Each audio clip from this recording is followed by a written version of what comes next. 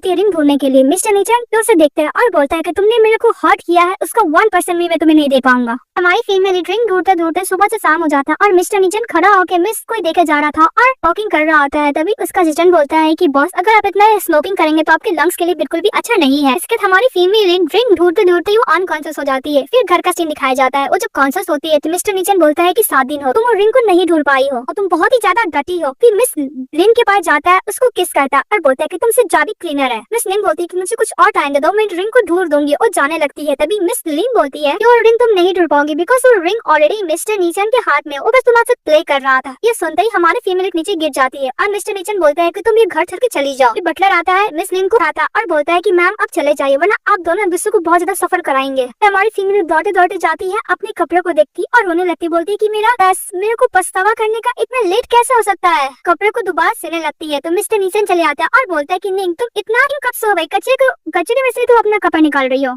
निंग बोलते हैं कि कपड़ा तुमने खुद डिजाइन किया था, कोई भी कचरा नहीं है। तो मिस्टर नीचन गुस्से से आता है, कपड़े को ले लेता है। मिस्टर नीचन कपड़े को देखते हैं और मिस लिन को याद करते हैं कपड़े को पहना था, फिर कपड़े को जलाने लगता है। मिस्टर नीचन बोलता है कि तुम ऑल डे रोती रहती हो और मेरे साथ ट्रिक प्ले करते हो, तुम क्या सिक फील नहीं करती हो, क्यों नहीं इस घर से और मेरी लाइफ से हमेशा के लिए चली जाती हो। जिस दिन तुमने मेरे बेबी को अबॉर्ट किया उसके बाद से हम दोनों का बीच में सब कुछ खत्म। निंग बोलती है कि मिस्टर नीचन तुम चाहोगे तो हम लोग दोबारा बेबी कर सकते हैं, मैं तुम्हें एक बेबी गर्ल दूंगी और एक बेबी बॉय दूंगी। तो मिस्टर नीचन बोलता है कि अपना मुंह बंद करो। मिस्टर नीचन बोलता है कि वैसे भी मेरा और मिस लिन का शादी होने वाला है, तुम उसका वेडिंग ड्रेस डिजाइन करो। तो मिस निंग बोलती है कि तुम मेरे से इतना क्रूरल कैसे हो सकते हो। तो मिस्टर नीचन बोलता है कि तुम्हें किसने हक दिया क्रूरल बोलने का ये वर्ड, अगर तुम नहीं कर सकती तो इस घर से निकल जाओ। वो बोल के चले जाता है। तो मिस निंग कपड़े डिजाइन करने लगती है इस लिन के वेडिंग के लिए। और जब कपड़े डिजाइन कर रही होती है तो मिस्टर नीचन दोबारा चले आता है और बोलता है तुमने ये डिजाइन किया, उसको पर्स बिल्कुल पसंद नहीं है। तो मिस निंग बोलती है कि मुझे इसके बारे में पता नहीं था, मुझे माफ कीजिए। वो निकालने लगती है तो नीचे शीशे गिर जाता है तो उठाने के लिए जाती है तो मिस्टर नीचन उसके हाथ पे पैर रख देता है। फिर बोलता है कि तुमने उसको वी शेप नहीं दिया, उसका तुमसे बहुत ही ज्यादा ब्यूटीफुल है और वो प्रेग्नेंट भी है। वो डिस्क्राइब करता है और बोलता है कि तुम्हें क्या लगता है तुमने अपने लिए वेडिंग ड्रेस बनाया और जितना भी डिजाइन देता है उसको फाड़ देता है और बोलता है कि तुम दोबारा डिजाइन करो, अगर नहीं कर सकती तो इस घर से निकल जाओ।